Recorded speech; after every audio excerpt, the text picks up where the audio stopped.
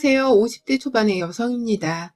불행은 한꺼번에 몰려오기도 한다더니만 제가 딱 그 짝인 것 같아서 좋아라는 채널에 사연 하나를 보내보며 위로를 얻고 싶네요. 바보 같다 싶으시면 얼마든지 욕을 던지셔도 좋고 제 처지가 남일 같지 않다면 공감과 위로도 참 감사할 것 같습니다. 제 나이가 50을 넘기고 나니 참 인생사 새옹지마란 생각이 들더라고요.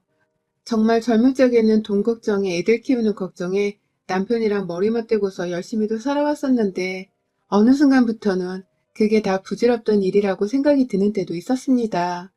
나이를 먹고서 쉽게 지치고 더 이상의 젊은 친구들처럼 패기를 가지지 못해서 그랬던 건지는 모르겠지만 참 인생이란 게 별거 없다는 생각이 들더라고요. 주변에서 건강하다는 친구들이나 지인들이 하나둘 건강검진을 받았다가 갑상선암이나 대장암에 걸렸다는 소리를 너무나도 쉽게 전해왔고, 저 또한 실제로 3년 전에 갑상선암 수술을 조기 치료 받게 되면서 병원 신세를 진 적이 있었습니다. 건강이 최고라고 하더니만 진짜로 나이를 먹어가면 갈수록 내 몸 하나 아픈 곳 없이 건강한 것이 최고더라고요. 물론 돈이 많은 것은 좋은 것이겠지만 말이죠. 내가 좀 더 오래 건강하게 살아서 내 아이들에게 짐이 되지 않고 끝까지 좋은 엄마이자 할머니로 남고 싶었습니다. 이제 막 결혼을 한 큰딸내미가 자식도 낳지를 않았는데 그 자식이 커서 저를 할머니라 부를 때까지만이라도 건강하게 살아보고 싶었어요. 그렇게 제 몸뚱이 하나만 가장 먼저 생각을 하면서 살아가던 중 얼마 전 친정 아버지께서 세상을 떠나셨습니다. 오래도록 사신 것은 아니셨지만 내일 모레 아흔을 앞두고 계셨으니 살 만큼 사셨다고는 생각을 했습니다. 사시는 동안에 특별히 몸이 아픈 것도 없었고 다른 병치레를 하지도 않은 채 건강히 살다가 가셨기 때문에 저희 형제자매들도 다들 아버지의 가시는 길을 가볍게 배웅해 드릴 수 있었어요. 하지만 그럼에도 불구하고 사람 하나가 죽었다는 건 결코 쉽게 받아들이기 힘든 일이더라고요. 그것도 그냥 사람이 아니라 내 한평생의 부모셨던 아버지께서 돌아가셨다고 하니 장례식 때만 하더라도 잘 몰랐는데 며칠 지난 후부터 그 후유증이 말도 못하게 심했습니다. 흔히 상실을 했다고 표현을 하던가요? 제가 딱 아버지를 잃은 슬픔에 못 이겨서는 제정신으로 살지를 못했었네요. 이남 이녀 중에서 막내딸로 태어나서는 정말 아버지의 사랑을 온전히 받고 살았고 제 나이 50이 넘었음에도 불구하고 아버지는 돌아가시기 직전까지 저를 이삐라고 호칭으로 불러주곤 하셨습니다. 아버지 눈에는 제가 아무리 나이를 먹고 얼굴에 주름살이 자글자글 하더라도 그저 한없이 어리고 연약한 막내딸에 불과한 것이었죠. 어머니가 오래전에 병치레를 하다가 돌아가신 바람에 아버지는 거의 7년 가까이를 혼자서 살아오셨는데요. 분명 많이 외롭고 힘드셨을 때도 불구하고 자식들한테 짐이 되기 싫다면서 손 한 번 벌려본 적이 없으셨고 또 저에게는 특히나 막내딸이라는 이유만으로 늘 강하고 멋진 아버지로 남고 싶어 하셨습니다. 막내딸이 집에 온다고 하면 머리에 안 칠하던 무수도 오랜만에 칠하시고 사위 앞에서 점잖게 보이겠다며 한복도 곱게 갖춰입곤 하셨죠. 가면 꼭 제 손잡고서 건강하고 행복하게 살라고 자식보다 먼저 덕담을 건네주시던 다정한 아버지셨습니다. 그런 아버지를 떠나보낸 막내딸이 바로 저였기 때문에 가슴이 한동안 미어지다 못해 헤어날 수가 없었네요. 정신없이 장례를 치르는 동안 아버지의 사람들뿐만 아니라 저희 자식들의 지인이나 친구들, 가족들까지도 모두가 장례식에 참석을 해주셨습니다. 지금 생각해도 참 감사한 일이죠. 그 중에는 저희 시댁 식구들도 있었어요. 저희 남편이 일남 이녀의 장남인데요. 저희 두 아가씨네뿐만 아니라 시부모님께서도 직접 지방에서 서울까지 올라오셔서는 장례식에 참석을 해주셨습니다. 그런데 제가 웬만한 건 다 감사하다며 허리를 숙여 절을 할 수도 있을 만큼 수긍을 하겠지만 저희 시어머니의 당시 태도는 지금 생각해도 너무 이해하기 힘들었네요. 당시 제가 장래 문제로 정신이 없었기 때문에 시부모님께서 어떻게 저희 아버지 부고 소식을 듣고서 찾아오셨는지에 대해서는 잘 알지를 못했습니다. 그런데 나중에 저희 언니를 통해서 전해 들으니 남편이 시부모님을 모시러 지방까지 내려왔다가 서울에 왔다 하더라고요. 시부모님을 모시고서 주차장에서 내리길래 당연히 KTX역이나 버스 정류장으로 마중 나가서 데려온 줄 알고선 오시느라 힘드셨죠. 라면서 인사를 건넸더니만 시어머니가 아들이 집까지 데리러 와서 편히 왔어요. 라고 하고서는 장례식장으로 돌아가셨다고 하더라고요. 어쩐지 남편이 갑자기 하루 반나절 사라져서 어딜 갔나 했더니만 시댁이 있는 강원도로 당일치기를 해서 다녀왔던 것이었습니다. 곰곰이 생각을 하고 그냥 넘겨보려 하다가 혹시나 싶은 마음에 남편한테 물어봤어요. 그냥 시부모님한테 찾아오라고 하면 되는 거 왜 굳이 당신이 차를 끌고 거기까지 가서 데리고 온 거야? 무슨 일이라도 있었어? 라고 말이죠. 그러자 남편은 처음에 별 대답을 하기 싫다는 듯이 쭈뼛거리더라고요. 평소에도 말을 시원스레 하는 성격은 못 되어서 제가 많이 답답해하는 편이었는데 머리라도 한 대 맞은 것 마냥 눈도 못 마주치길래 진짜로 이상하다 싶었어요. 의심을 안 하다가 남편의 태도에 더 의심을 사게 된 상황이었고 꼬치꼬치 캐묻는 제 말에 남편이 말하더라고요. 하도 안 오려고 하셨어. 내가 할 수 없이. 나도 이런 우리 부모님이 너무 힘들어.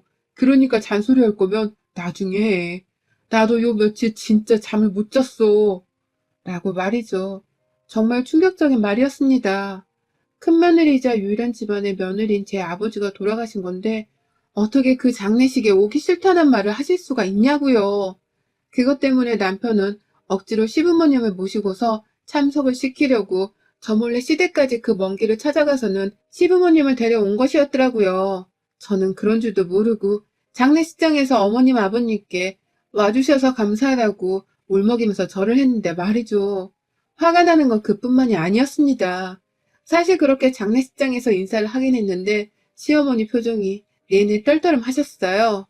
저희 아버지 영정사진 앞에서 인사도 하는 둥 마는 둥 하고 급기야 저를 지나치면서 살아생전 잘 보지도 않고 살았는데 라면서 다리가 아프다고 하소연을 하며 구석진 자리에 자리를 잡고 잠시 앉으셨는데 그 소리를 저한테 하신 건가 싶어서 한참을 고민했습니다.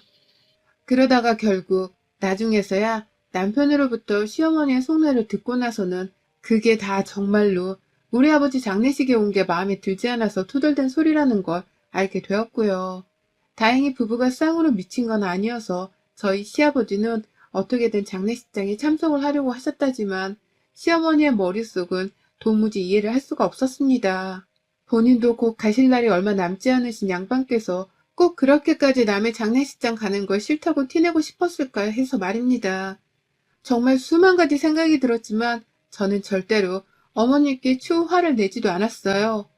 싫은 소리를 하지 않겠다는 마음에서였고 이미 아버지를 떠나보는 것만으로도 슬픔을 너무 크게 느끼고 있었기 때문에 누군가에게 화를 내고자 하는 생각이 더 들지 않았습니다. 다들 죽으면 그만인 게 인생이라는 생각까지 들면서 이러다 시어머니마저도 그냥 한순간에 세상을 떠나시면 내가 분명히 죄송스러운 마음에 조금이라도 후회를 할 게 분명하다 생각을 하면서 마음을 진정시켰어요. 저 혼자 인생사 세옹지마란 말을 몇 번이고 되뇌이면서 말이죠. 하지만 그 되뇌임은 그리 오래가지 못했습니다. 시어머니께서 초를 치셨거든요. 다가오는 추석은 제게 말만 들어도 속에 꽉 막힐 것 같은 명절이랍니다. 장손의 아내란 이유만으로 그 시골 촌구석에서 지내는 제사를 꾸역꾸역 참석해야 한다며 작년 코로나가 터졌던 와중에도 저는 시댁을 갔습니다. 가면 모두가 예상을 하고 또 대다수의 며느리들이 똑같이 하는 것처럼 저 또한 두 손에 고무장갑 끼고서 제대로 벗어본 적이 없을 정도로 부엌에서 일만 했고요.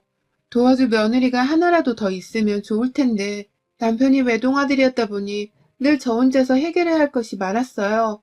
시어머니가 옆에 계셨지만 언젠가부터 제사 지내는 것을 다 가르쳐줬으니 이제는 저 혼자 해보라면서 자꾸만 손을 놓으셨고 그 바람에 저는 시댁에서 위 친척분들께 매번 혼인하면서 제사 지내는 걸 스스로 터득해야 했답니다. 너무 오래전에 있었던 일이지만 지금도 그 어린 마음에 받은 상처가 골마있는 건지 생생하게 기억이 날 정도였죠. 명절이면 늘 피 한 방울 섞이지 않는 시댁에서의 모든 잡일과 고된 일들을 담당하고 있었는지라 저는 명절 증후군에 제대로 걸려 있었습니다. 가고 싶지 않은 마음이 굴뚝 같았지만 집안의 제사만큼은 조상님들 대대로 이어져 온 문제이고 자신이 유일한 아들이어서 절대로 거역할 수가 없다며 고지식한 주장을 내세운 바람에 억지로 찾아가고 있었습니다. 제 또래의 며느리분들이라면 다 시댁과의 마찰을 일방적으로 무시하거나 참으며 사셨지 않았을까 싶어요. 저희 때엔 이혼이 세상에서 가장 큰 흠이기도 했고, 또 시댁이랑 싸우고 맞선다고 해서 어떻게 척을 지고 진 채로 남편이랑 잘 살 수 있을지도 잘 몰랐을 때였으니까요. 그저 여자가 참고 살아야 한다는 무식한 사상이 머릿속에 가득 차 있었기 때문에 버티고 살 수 있었는데, 이번엔 정말 못 참겠더라고요. 아버지가 돌아가시고 나서 바로 일주일도 되지 않아 시어머니께서 연락을 해오셨습니다.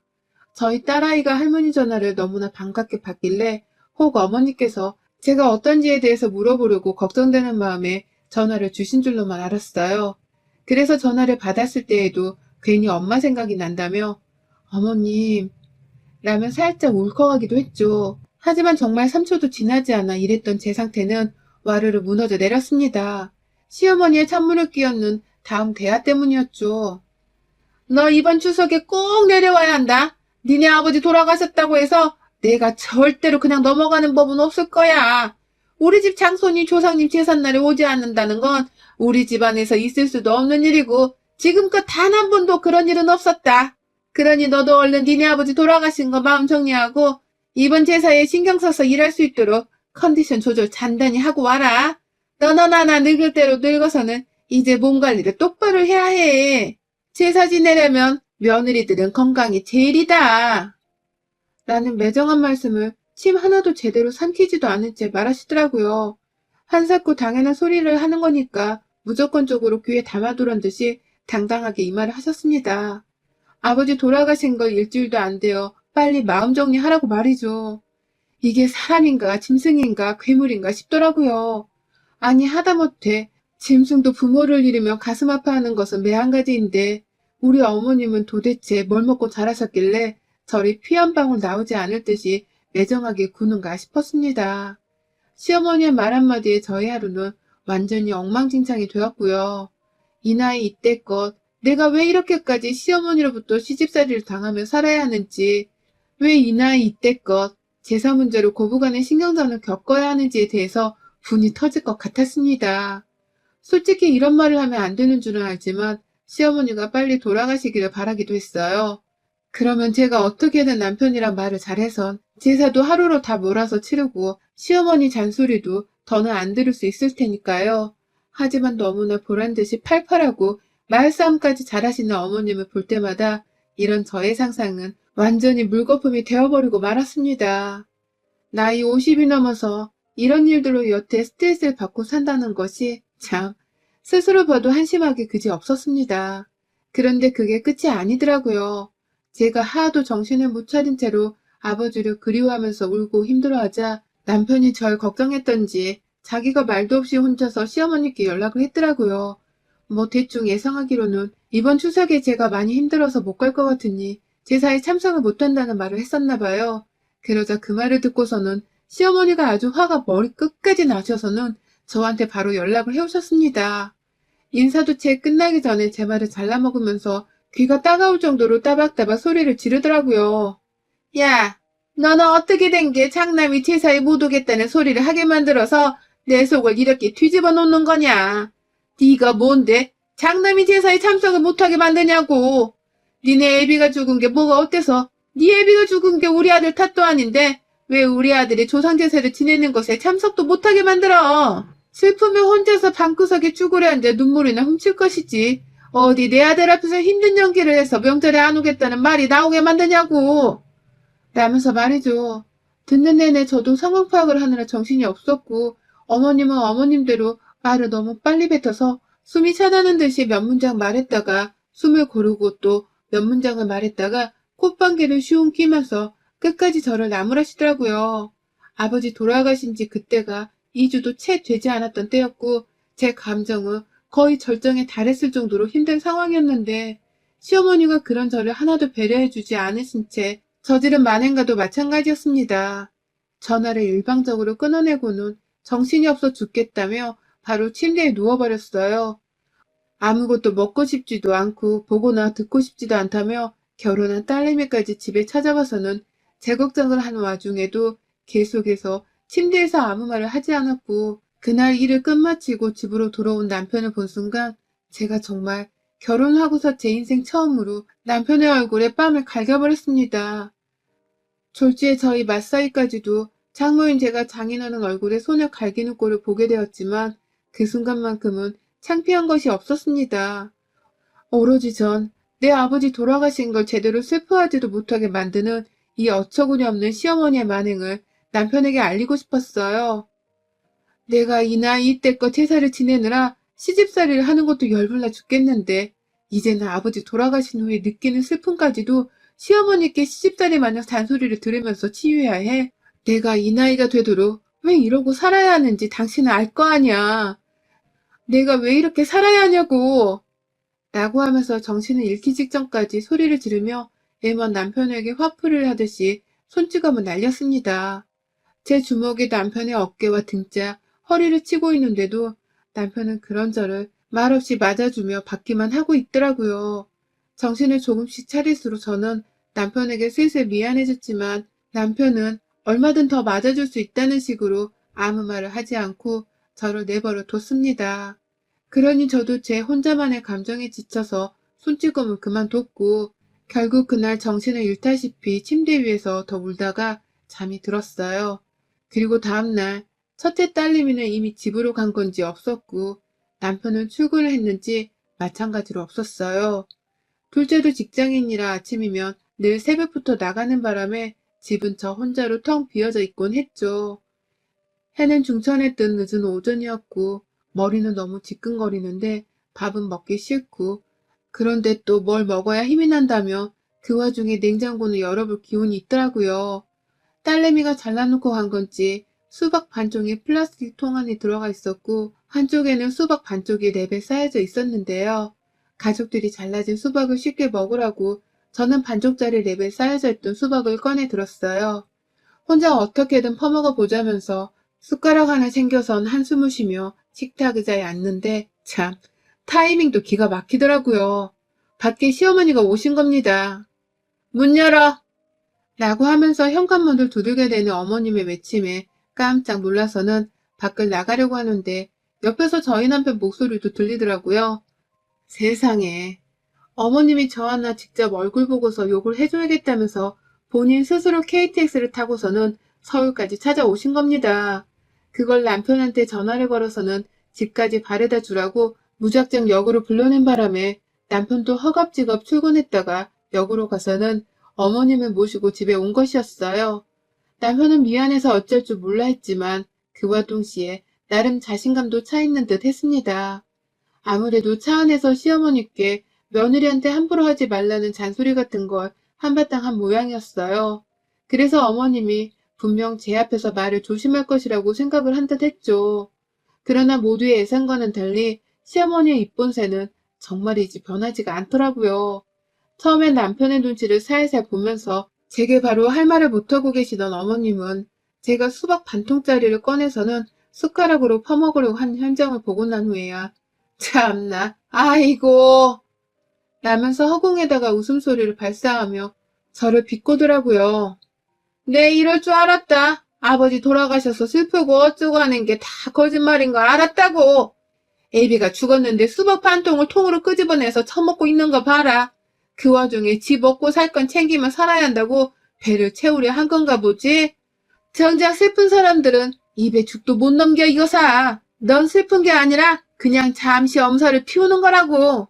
라면서 겨우 한 입 먹으려고 한 저를 향해 가소롭다는 웃음까지 지어 보이며 욕보이시는데 너무 억울하고 분한 마음에 눈물이 차오르더라고요. 너무 숨이 가빠오고 가끔 턱 막히려고도 하는 것이 꼭 공황장애를 겪는 환자들 마냥 증상이 이상하기도 했습니다. 시어머니의 예상치 못한 말본새에 남편은 적잖게 장황을 하면서 저를 향해 당신 들어가, 방에 들어가서 그냥 문 닫고 있어. 라면 자리를 피하게 하더니 엄마 이러실 거면 제가 집으로 절대 안 데렸습니다. 분명 며느리한테 미안해서 온 거라고 하셨잖아요. 그래서 저도 제대로 사과라도 하라면서 데리고 온 건데 말을 그렇게 하시면 어떡해요. 입장 바꿔. 엄마 장례식 끝나고 내가 슬퍼하지도 않으면 엄만 속 편하겠어요? 라며 시어머니를 데리고 집을 나서려 하더라고요. 열심히 팔을 끌어 잡아당기면서 말이죠. 하지만 그런 남편도 결국 시어머니의 입을 틀어막지는 못했습니다. 어머님이 집 밖으로 나가며 말씀하기로는 재수없게 내 장례식을 사돈 양반 장례식이랑 비교하면 어떡해. 제사를 앞둔 마당에 죽은 사람 얘기는 재수없게 왜 자꾸 꺼내는 거야. 라면서 남편의 얼굴에 꿀밤을 때리는데 와, 그 순간 저는 다리에 힘이 주르륵 풀려서는 금방이라도 바닥에 쓰러질 뻔했습니다. 내 아버지를 향해서 죽은 사람이니 재수없게 입 밖에 꺼내지 말라 하다니 이게 사람이 할 소리냐고요. 짐승도 이런 식으로 매정하게 말을 하지 않을 거라 싶었습니다. 나도 자식 있는 엄연한 부모인데 누가 감히 내 딸한테 그런 소리를 한다면 속이 뒤집히다 못해 상대의 심장을 갈길갈길 찢어버릴지도 모를 일이었습니다. 그런데 딸이 둘이나 있는 시모는 그런 소리를 아무렇지 않게 하고도 속이 참 편해 보였습니다. 저도 참다 안 되겠다며 그만하세요. 라는 말을 수도 없이 했고 그러다가 결국 수박이나 처먹던 애가 어디서 애도 아는 척은 너 이번 추석에 농땡이 피우가 안 오기만 해봐. 내가 아주 동네 친척 어르신들한테 다 얘기하고 다닐 거야. 며느리 버릇 단단히 고쳐야 한다고. 라면서 입에도 대지 못한 수박을 가지고 난리를 피우는 어머님의 말을 끝으로 저는 앞에 놓여진 수박 반쪽짜리를 들고서는 시어머니를 향해 던져버렸습니다. 입 다물라고 주댕이 쪽으로 던진 건데 시어머니도 그걸 비명을 지른 채로 얼굴에 정통으로 맞았어요. 수박이 반 잘려서는 시뻘건 과육이 드러난 그 부분으로 말입니다. 정말 한 1초도 안 돼서 윽! 하는 외마디와 함께 얼굴에 맞은 수박으로부터 뒷걸음친다고 내뺀 어머님은 결국 자기 스스로 더 놀래서는 바닥에 떨어진 수박을 한참 보면서 말을 잇지 못하셨어요. 며느리가 하다하다 수박을 얼굴로 향해 던져버릴 줄은 감히 상상을 못하셨던 것이죠. 떨어진 수박가집이 깨진 껍질 사이로 조금씩 흘러내리는 꼴을 보면서 정말 단순히 그걸 그냥 주워 담을 생각으로 시어머니 쪽으로 다가간 건데 어머님은 저의 발걸음에 화들짝 놀라시며 또다시 뒷걸음질 치시대요. 그러더니 왜요? 제가 뭐 못 던지거라도 던졌어요? 라며 앙칼지게 쏘아대는 제 말에 그냥 대꾸도 안 하시고 남편도 나몰라라 한 채로 집 밖으로 뛰쳐나가셨어요. 기차 타고 서울에 막 오셔서는 우리 집에 제대로 신발 벗고 엉덩이를 붙여보지도 못한 채로 며느리 손에 던져진 수박에 얻어맞고는 주랭랑을 친 것이었습니다. 그날 저는 절대로 추석에 내려가지 않겠다는 말을 남편에게 확실하게 전달했고 남편은 전과 달리 아무 저항을 하지 않은 채 제 마음대로 하라면서 내버려 뒀어요.